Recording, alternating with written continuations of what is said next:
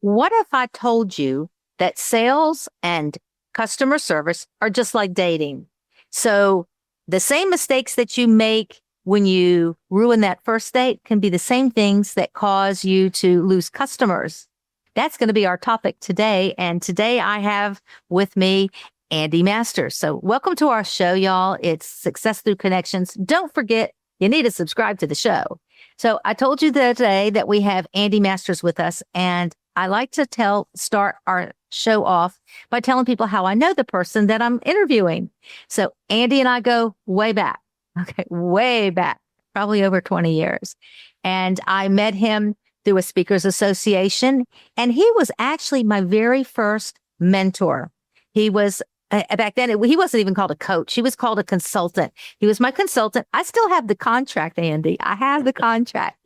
So he was my consultant, and he gave me my very first speaking opportunity. Yeah, I think it was my first one. He was supposed to be the keynote opening speech for the mayor of Boca Raton. I believe it was in Boca or Delray, one of those two cities down in South Florida. And he called me up and he said, Zelda, I have a conflict. Would you like to step in? And of course, they were happy to have someone step in. I don't know if he even remembers this, but I have always remembered it and have been very grateful ever since that he gave me that opportunity, because you know darn well, I said, yes, I will step in. So, success through connections. That's success. Absolutely. It's right there.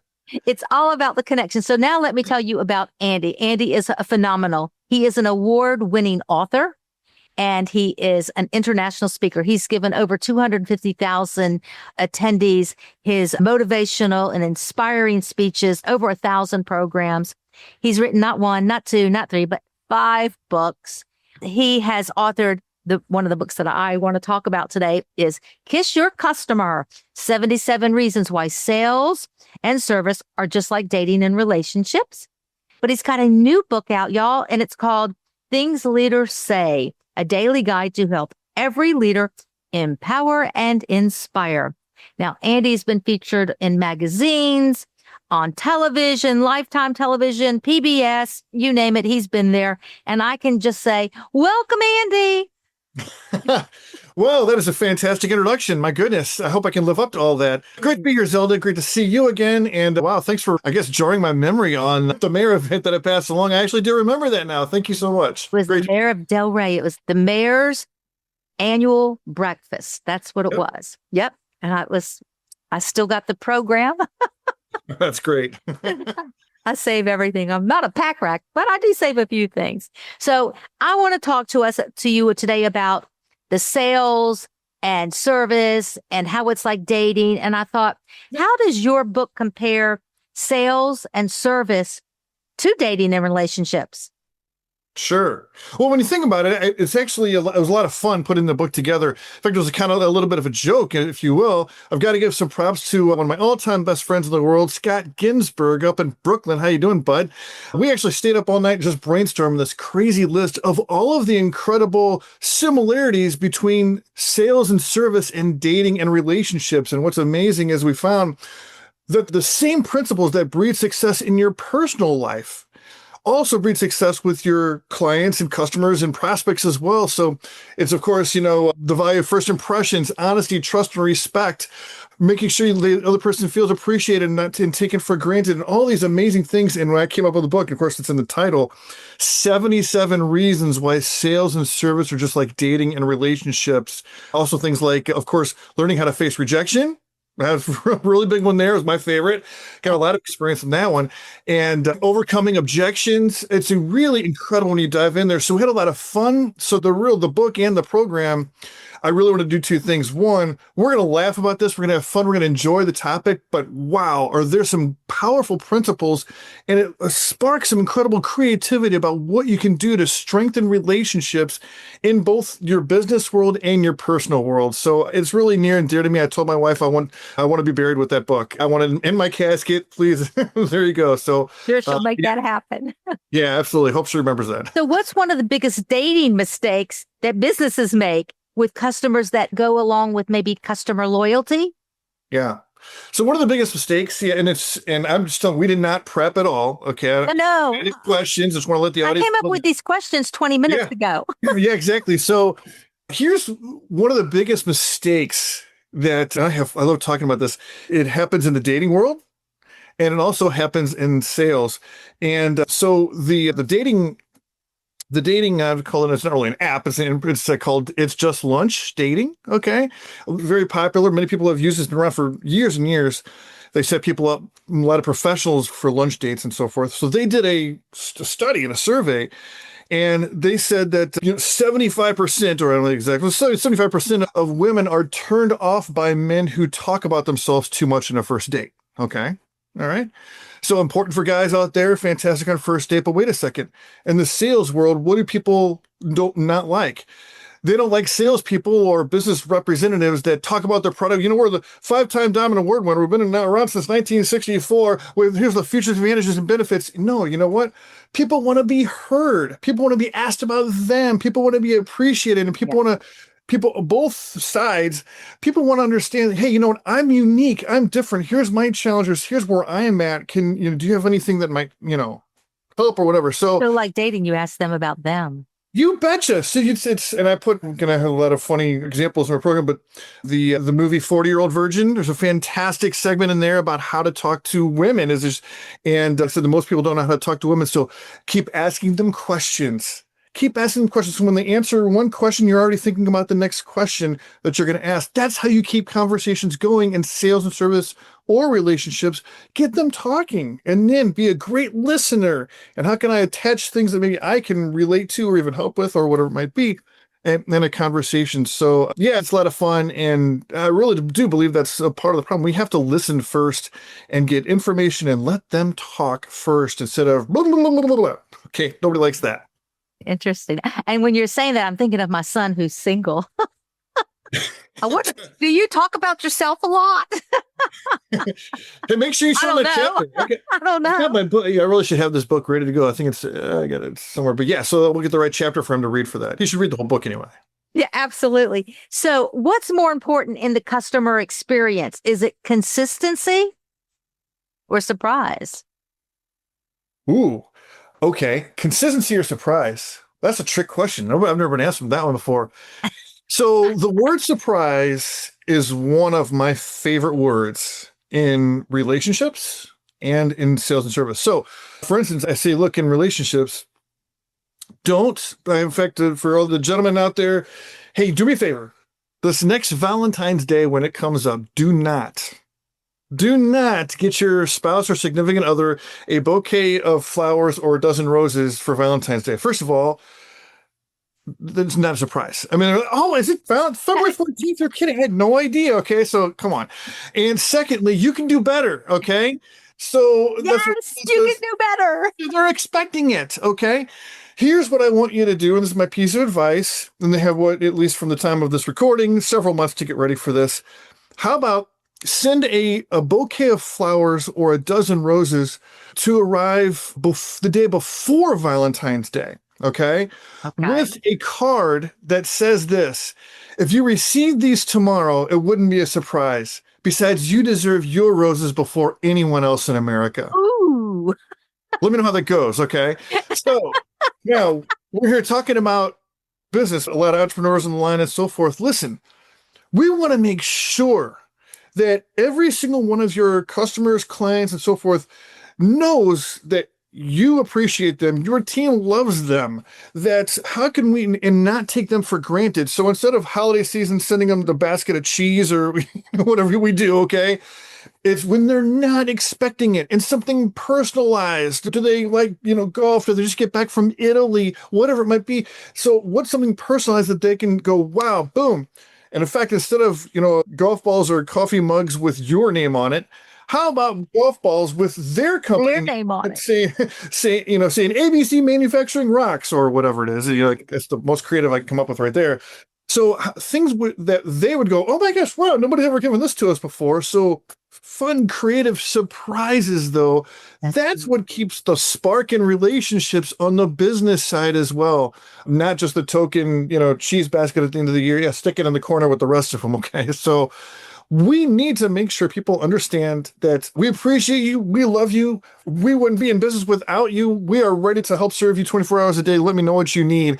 And here's how much we appreciate you. Okay. So Here's one of the things I do with my clients is I always ask, like, when's their birthday? Like, I asked when your birthday was, because you can expect the expected, a birthday card. I send birthday cards out. I like it. But one of the things I do with my real estate clients is I give them on intake, I give them a form to fill out that it says it's all about you. And I learn, what kind of wine do you like? Do you have children? Where do you like to shop? And just all kinds of just different questions, so that if and when I'm ready to give them a gift, I don't have to sit there and go, oh, what can I do to be creative? They've given me the roadmap, and now it's up to me to come up with something. yeah, and that's fantastic. And so, and in fact, that exact example, if we're going to, I'm sure there's a conversation that we can go off tangent a little bit in the world of leadership. Okay. So, it's my last book on leadership as well. And one of the things that I really want to impose on any company out there, because I'm a huge believer in positive work culture for Absolutely. Absolutely. the simple things you can do is kind of what you just said, is that, 2 weeks before they start, when they're filling out maybe some HR paperwork or, insurance, whatever it might be, we should always have them fill out one piece of paper just about them. Or, of course, a piece of paper, it certainly could be, online. Whatever. Yeah. And it's like, hey, what do you have a pet? What's your pet's name? What's your favorite restaurant in town? What's your kid's name? What hobbies do you have? And what's your favorite candy bar? Okay, so all these sorts of things. So I never thought of that. Yeah. So now all of a sudden, a manager, obviously, if it's a small organization, the president, whatever it might be, they have at their disposal things that, hey, thanks so much. We wouldn't have pulled us off last night if it wasn't for you. You rock. And it's a handwritten note with their favorite candy bar, or taking them out to their favorite restaurant, or whatever it might be. So we have those things in our back pocket, especially, by the way, for their first day on the job too, that'll really impress them and take them to their favorite restaurant. So getting to know people. Yeah, obviously, it's all about those authentic connections, and you have to build it. It doesn't happen instantly. Yeah, and you got to be great listeners and get some research, and then act on it and strengthen those relationships that way. And you know what? It's fun to do these things. It is fun. It is fun. Out of it. And it could be something as simple. In fact, when you were saying that, I thought, oh, I need to add to my all about you. Do you prefer Starbucks or Dunkin'? I mean, you can get a gift card for what, $5? I'm like, You bet. You got to have that on file. Yeah. You used to be able to get a gas card for that, but back in the day, right?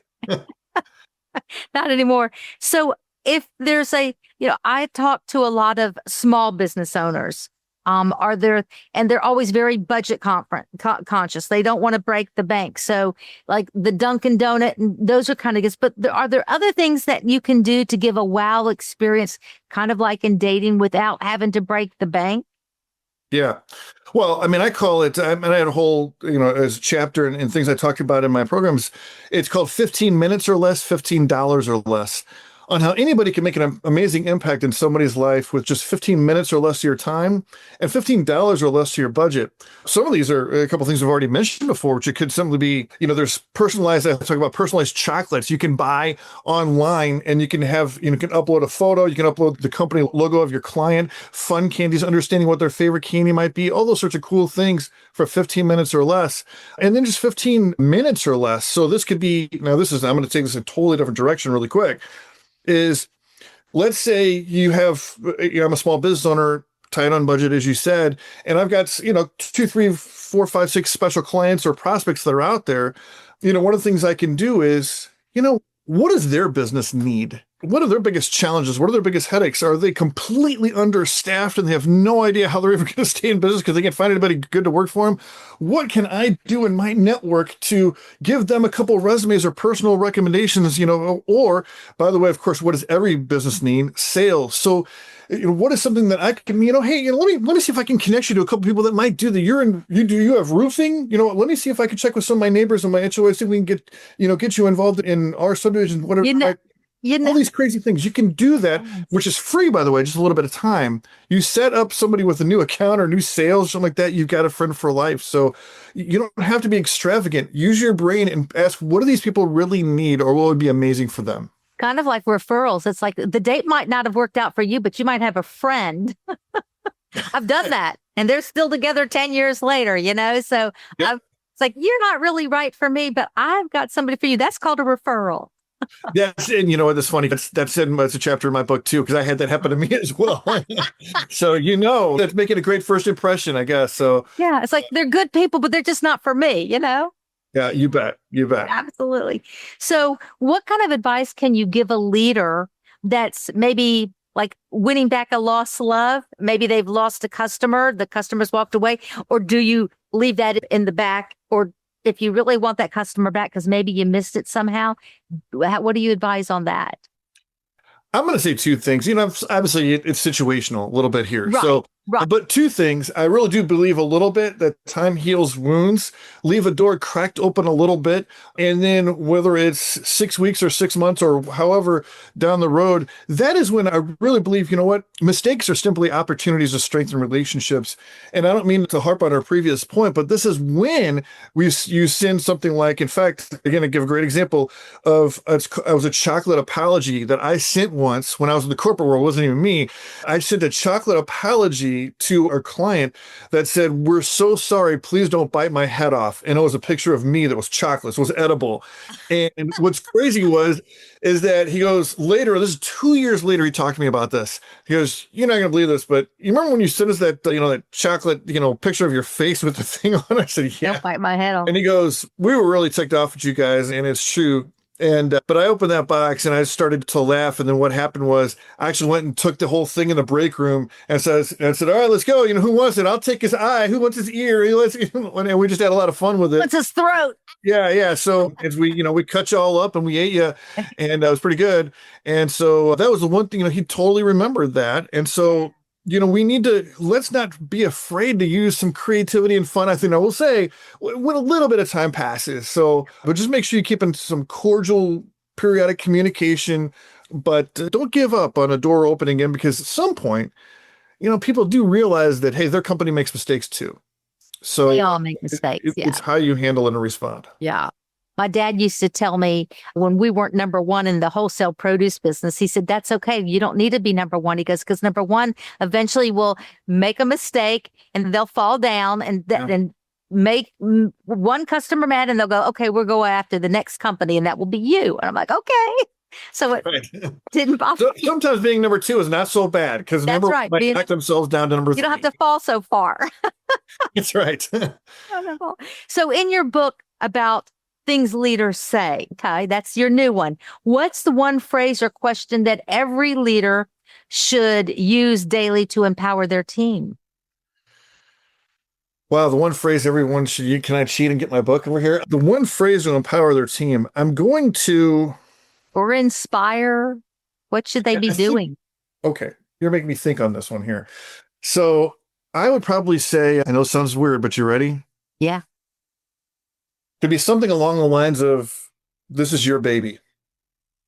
What I mean by that is that too many times I'm a really big believer in leaders, especially small business owners, entrepreneurs. What is the hardest thing to do is to break away and trust, develop, empower, and delegate to people, and then recognize and appreciate them when they rock for you, so that you can come up for air and have a 5-year plan or new technologies and new innovations and get out of the trenches that we're in. So because because it's your butt and it's your baby.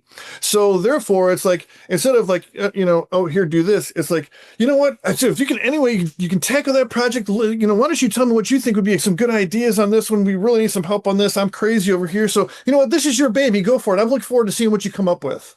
You know what that reminds me of? The book by Mel Robbins. Let them. Give it to them and let them. Yeah, let them. Okay.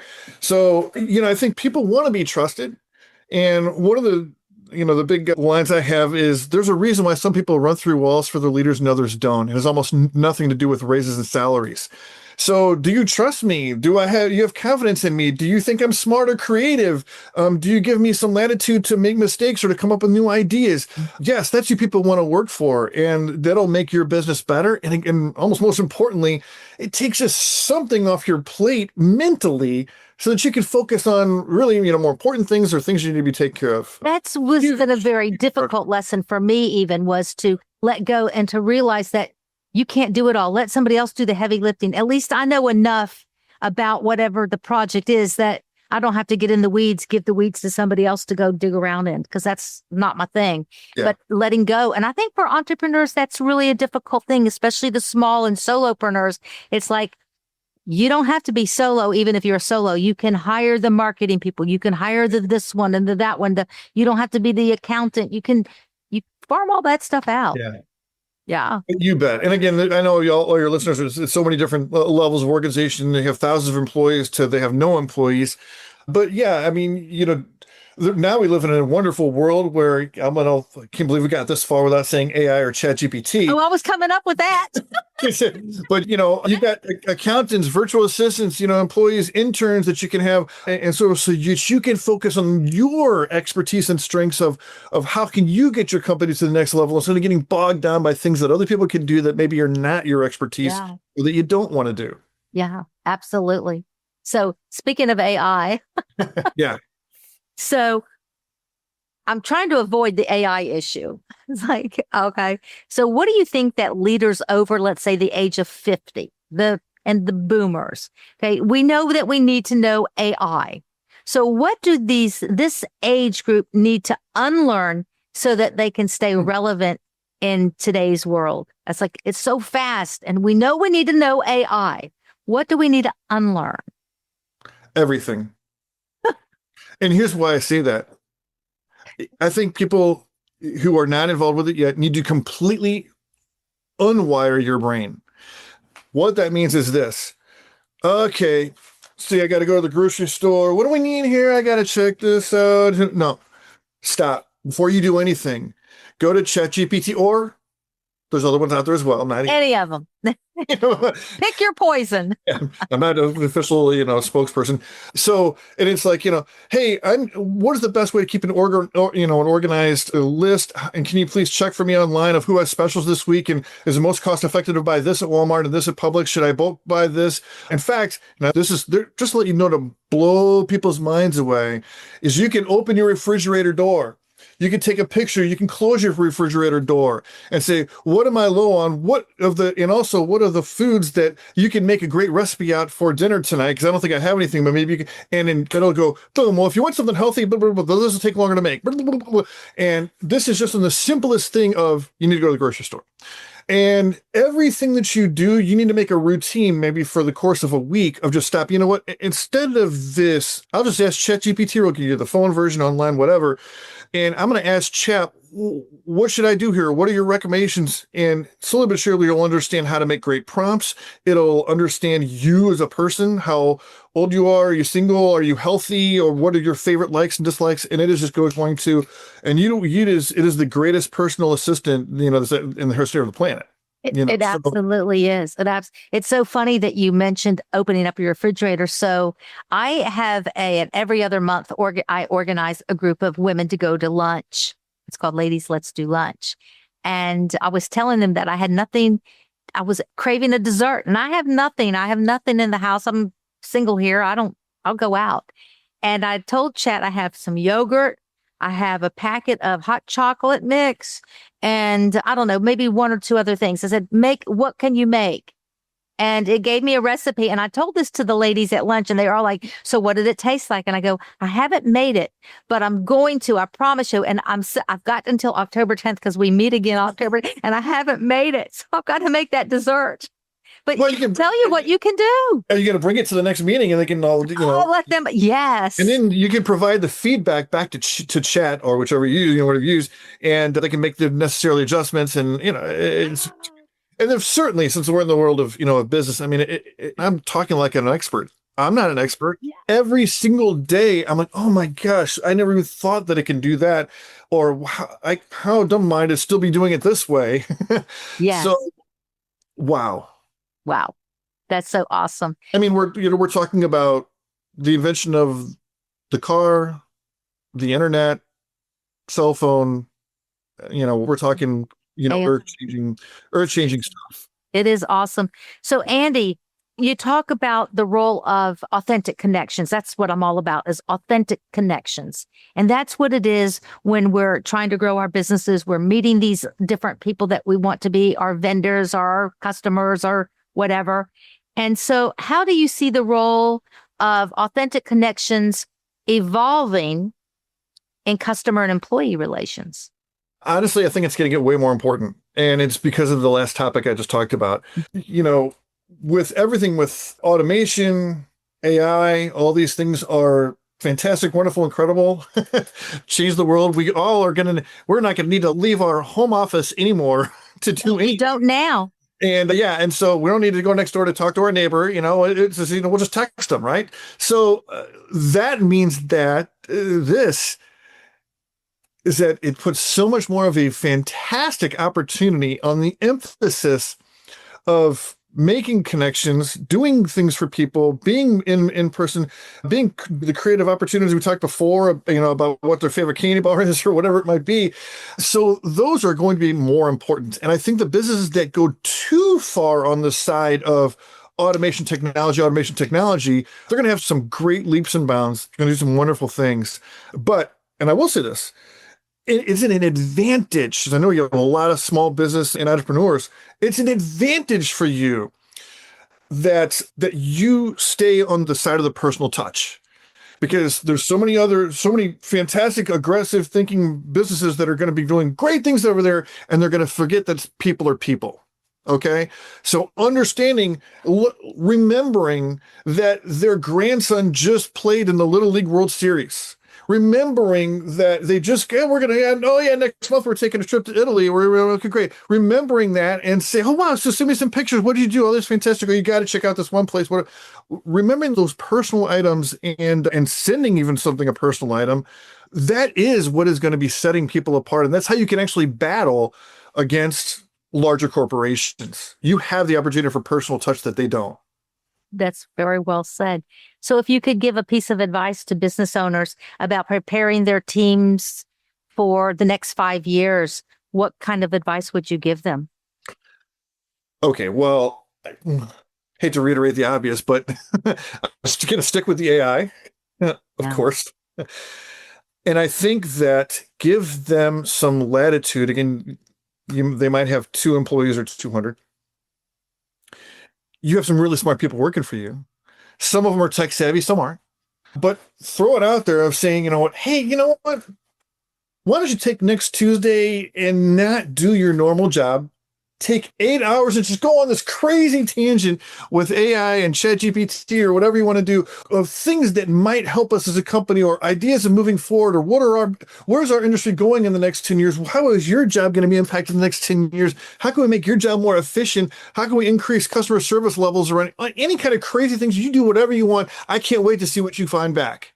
I love that. Have an experiment on all of these different positions to do that. And people can come up with, wow, I just realized some great ideas on how I can totally save some time, or how we can do this better. Well, there's a company, in Seattle, Washington that does what we do, and here's what they're doing already. Yeah, that's what we need to be doing. Okay.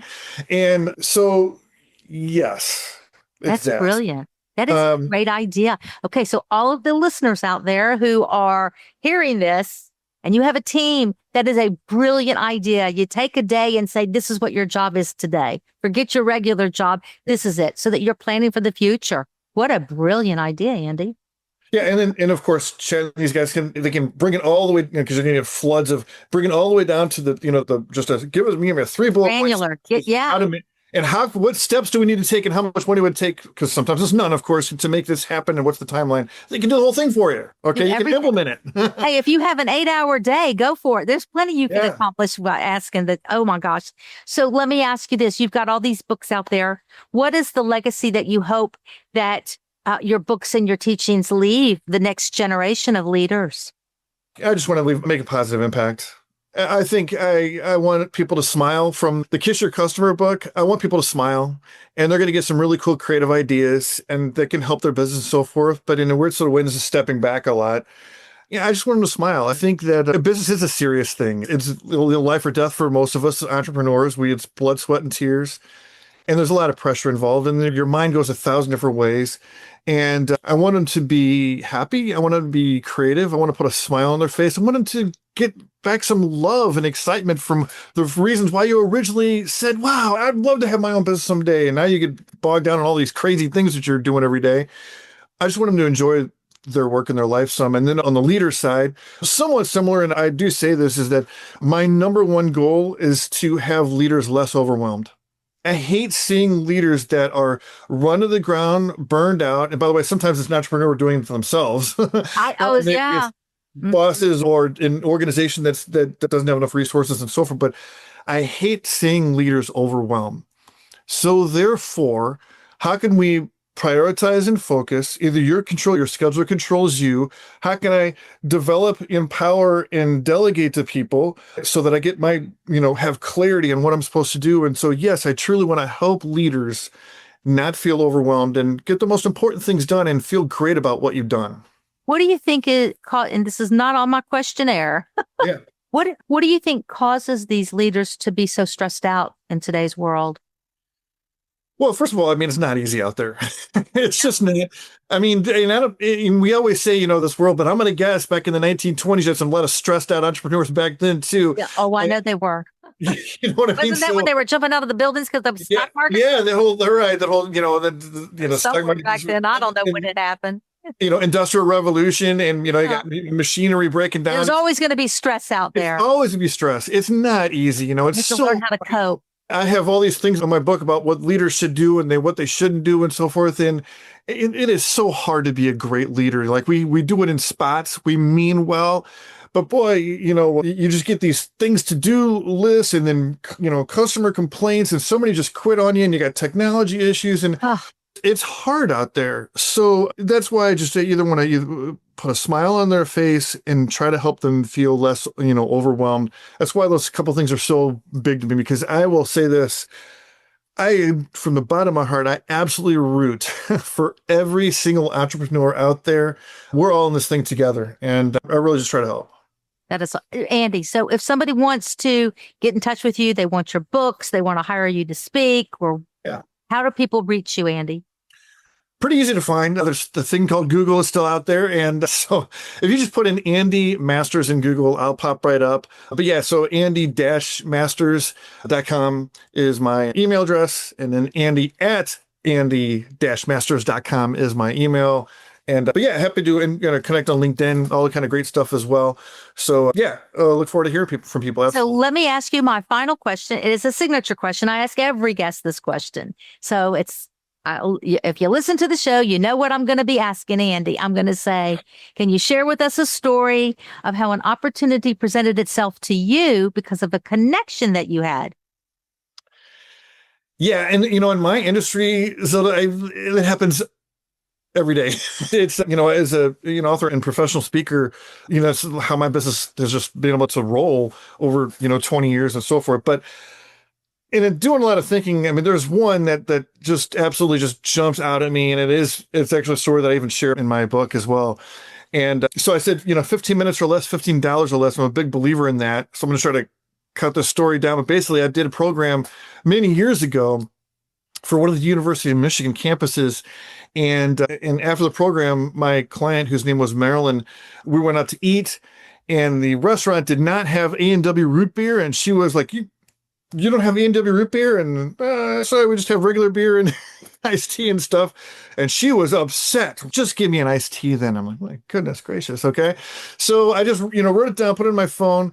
And anyway, she gives me a ride to the airport. I get home after midnight. I'm still kind of wired and crazy when I get off the plane.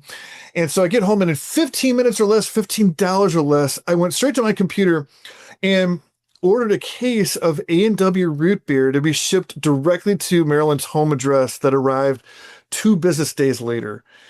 Now, pretty cool. I know what you're thinking. All right. So, okay, great. That's great. So she referred you to all the other, Michigan campuses, right? I know she brought you back the next year to do another program, right? No.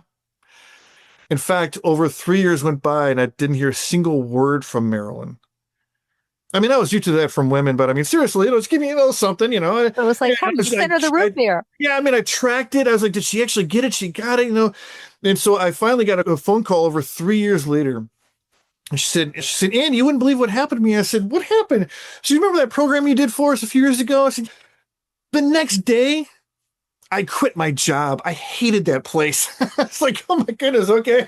Well, hopefully you're a whole lot better now. So yeah. So I want to know, I'm with this completely different organization. I'm in charge of this event on October 26th. Want to know if you can come up and do another program for us. Totally different program, totally different organization. Went back up, did a program. Program went great. Zelda, we went to dinner afterwards. This time they actually did have A&W root beer, so she was in a good mood.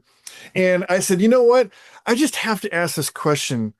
I mean, 3 years went by. I mean, thanks for remembering me and so forth. I mean, what did you do? Look me up in there. She's Andy, just stop. I've been waiting 3 years to tell you this. I still have one can of that A&W root beer in my refrigerator because nobody's ever done something for me that cool or that clever, unique, and I'll never forget it. And you know what she said? She said, you see, Andy, we think you're a great speaker. You got a great program. But there's lots of great speakers out there with great programs. But I'll never forget what you did. And that right there was the business light bulb to me of as good as we think we are what we do. And there's some people on the line that have terrific businesses. You got a great price and a great product and a great service. Great. You could even be doing a good job and having a good year. But you know what? Somebody down the street can be doing the exact same thing and another great product, another great service. So what makes the difference? It's the little things, building relationships and keeping connections in this world.